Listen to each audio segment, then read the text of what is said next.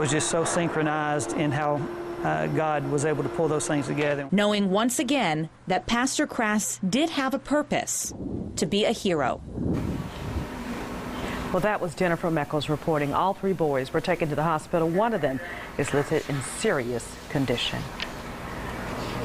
Well, Austin, they were very lucky that that pastor was somewhere around when that happened. You know, there's something to keep an eye on. You have to behave so much different on when winter weather's around. It's not even funny, really. Stay away from water.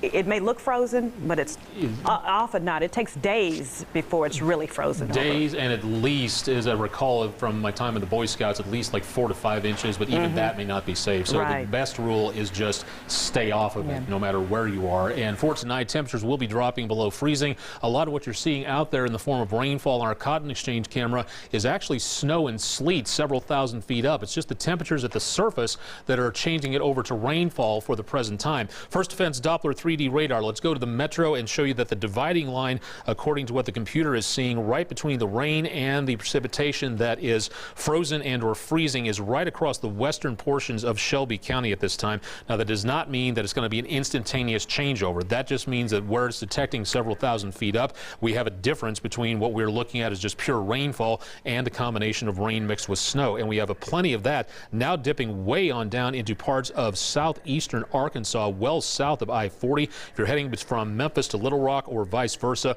maybe some problems there. Heaviest activity back into across parts of northwestern Tennessee. National Weather Service, again, watching this system very well, and again, continuing to see more snow overspreading the Mid-South with that rainfall. The blue colors indicate where a winter storm warning has now been expanded farther south into parts of eastern Arkansas and now south of Dyersburg into Lauderdale County, just to the south of Dyer County there. The rest of the News Channel 3 viewing area you can see as under that purple shaded category. That's where we have the winter weather advisory in effect. We're going to skip Weather 3. We're going to stay with Weather 1 at this time, so asking my director to just stay right here with this. We'll go back to WeatherNet 3 later if we have time. For the rest of the evening, this is again the storm system spreading the rain mixed with snow. That's the pink color down to the south. So by just before News Channel 3 at 10, throughout the rest of the evening tonight, from here onwards, we continue to see that slow progression of rain mixed with snow. That'll continue into the rest of the evening. But here's the really good news. As we get into later on this evening, past about midnight or so, everything starts to work its way on off to the east. The rain, the snow, the sleet, everything else comes to an end.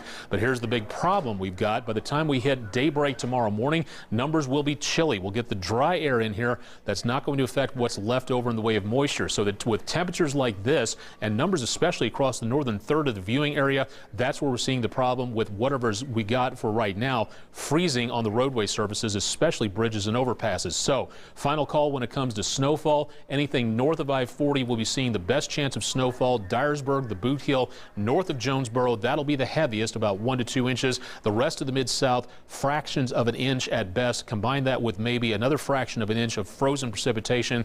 Could see some slick spots again into tomorrow morning. We have to wait and see how this kind of shakes out a little bit. Mid to upper 20s for later on tonight. Whatever we have in the combination of rain and snow will be leaving the Mid-South very early tomorrow morning, but because of the temperatures dropping into the mid-20s, that could present a bit of a problem. Showers return on Tuesday. Possibility of some more sleet coming our way as temperatures drop into the mid to upper 20s by early Wednesday morning. Mid to upper 30s for highs on Wednesday, National Weather Person's Day there, and more chances of rain and snow by Friday into Saturday.